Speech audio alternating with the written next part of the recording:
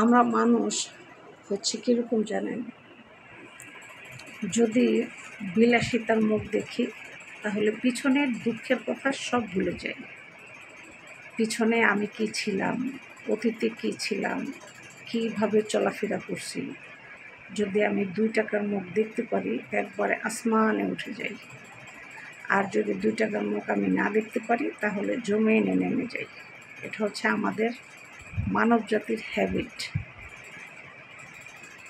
একটা কথাই আছে, অল্প পানির মাছ যদি বেশি পানিতে পড়ে বা বেশি পানির মাছ যদি অল্প পানিতে পড়ে, মাছ কিন্তু ছটপট ছটপট বেশি করে। এটা হচ্ছে আমাদের মানুষের হ্যাবিট। কারণ যদি একটু টাকা পয়সার মুখ দেখতে পারে তাহলে কিন্তু সে আসমান ছুঁয়ে ফেলায়, আমার লাগবে পায় কি। আর যখন আল্লাহ আবার নিচে নামায় দেয়, জমিনে নামায় নিয়ে আসে, তখন বলে আসলে আমি এই পৃথিবীতে সবচেয়ে বড় অসহায়।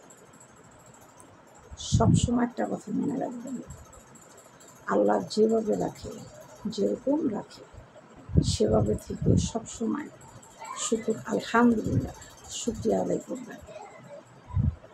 দেখবেন সবসময় ভালো থাকতে পারবেন, ভালো খেতে পারবেন। আমরা আসলে শুকরিয়া করতে জানি না, অল্পতে আমরা সন্তুষ্ট না, আমাদের বেশি লাগবে, অল্পতে হবে না।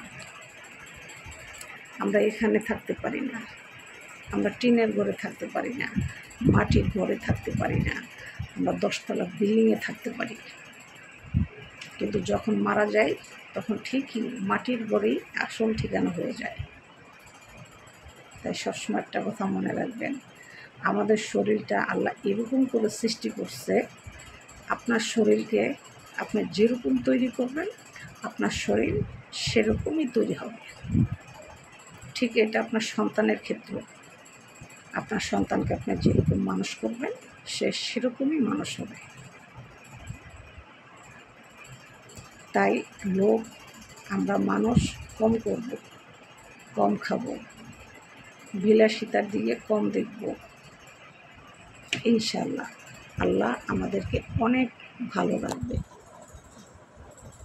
কারণ আল্লাহ আমাদেরকে অনেক বোঝা মাথায় ধরাই দেয় না। কেন দেয় না জানেন?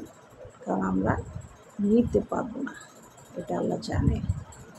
কারণ উনি সৃষ্টি করছেন, উনি আমাদেরকে খুব ভালো করে চিনেন যে আমরা কতটুকু নিতে পারবো আর কতটুকু পারবো না।